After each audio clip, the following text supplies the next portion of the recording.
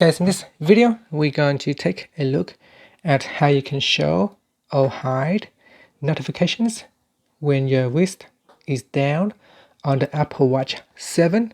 So first, let's go back to the watch face by pressing on the crown button on the side.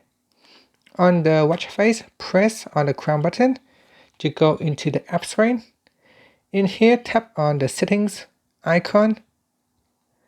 Next, we go down and tap on tap on display and brightness.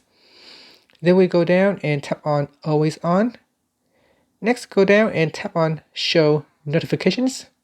And here you can tap on the show notifications toggle button to switch it off or switch it on. Okay, so if you go down, you can also choose which apps can show notifications or hide notifications. So there's quite a few in here that you can choose from. And that's it. And finally, you can tap on the back key here to go back to settings, or press on the crown button to go back to the watch face. Thank you for watching this video. Please subscribe to my channel for more videos.